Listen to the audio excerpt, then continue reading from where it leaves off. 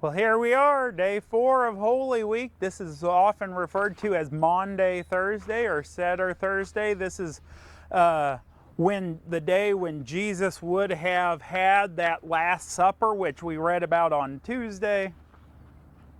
But here we are. This is Maundy Thursday or Seder Thursday. And we're going to continue the story where we left off. Yesterday, Jesus was praying in the garden and was arrested, and Peter denies him 3 times, and the rooster crows, and Peter leaves crying and weeping, and the guards blindfold Jesus, and they start mocking him and slapping him around a little bit and things like that. And so we get to day 4, which is today, and Luke chapter 22, verses 66, and we're going to go clear through chapter 23, verse 25. And so a little bit longer reading today, but this is also very important in the story as well as we continue to look at chapters 22 through 23 in Luke during this Holy Week. And so here we go, starting in verse 66. When it was morning, the religious leaders of the people and the high priests and the scholars all got together and brought him before their high council. Now I'm going to stop right there. I haven't done this the whole time, but I want to stop right there. So when it was morning, they're talking about Friday morning real early, like 1 o'clock in the morning, real early in the morning, Friday morning. So anyways, when it was morning, the religious leaders of the people and the high priests and the scholars all got together and brought him before their high council. And they said, "Are you the Messiah?" And he answered, "If I said yes, you wouldn't believe me. If I asked what you meant by your question, you wouldn't answer me. So here's what I have to say. From here on, the Son of Man takes his place at God's right hand, the place of power." They all said, "And so you admit your claim to be the Son of God. And Jesus said, "You're the ones who keep saying it." But they had made up their minds. "Why do we need any more evidence? We've all heard him as good as say it himself." And then they all took Jesus to Pilate and began to bring up the charges against him. They said, "We have found this man undermining our law and order, forbidding taxes to be paid to Caesar, setting himself up as a Messiah king." And Pilate asked him, "Is this true, that you're King of the Jews?" Jesus replied, "Those are your words, not mine." Pilate told the high priests and the accompanying crowd, "I find nothing wrong here. He seems harmless enough to me." But they were vehement. "He's stirring up unrest among the people with his teachings. He's disturbing the peace everywhere, starting in Galilee and now all through Judea. He's a dangerous man, endangering the peace."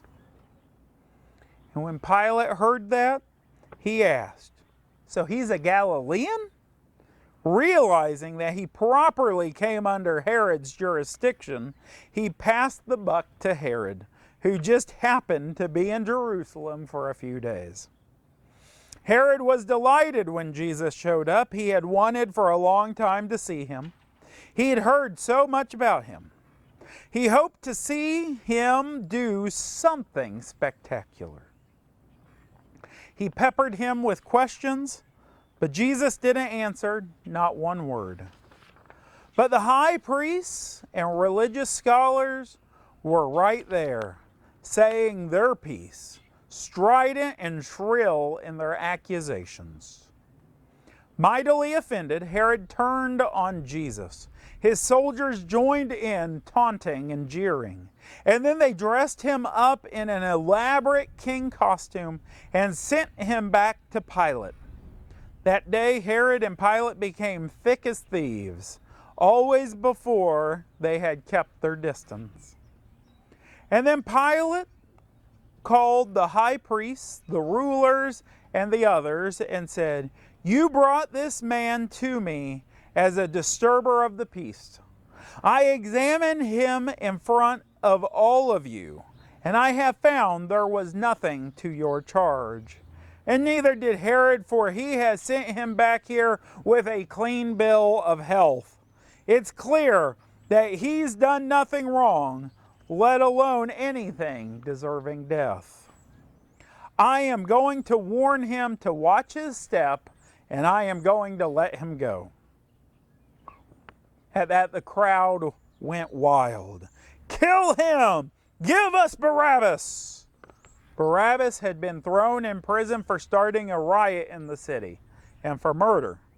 Pilate still wanting to let Jesus go, and so he spoke out again. But they kept shouting back, "Crucify! Crucify him!" He tried a third time. "But for what crime? I found nothing in him deserving death. I'm going to warn him to watch his step and let him go." But they kept at it, a shouting mob, demanding that he be crucified. And finally they shouted him down. Pilate caved in and gave them what they wanted. He released the man thrown in prison for rioting and murder and gave them Jesus to do whatever they wanted. That's the end of our reading, and as you can tell, things have turned very dark. Things weren't the most cheery, really, from day 2, but we can tell things have definitely taken a turn. Jesus has been arrested and been turned over to the Jewish authorities now by Pilate, by the Roman authorities, saying, "Do what you will with him." And tomorrow is something we call Good Friday. And so as we enter into Good Friday tomorrow, let us remember where things stand today. Things are not looking good for Jesus.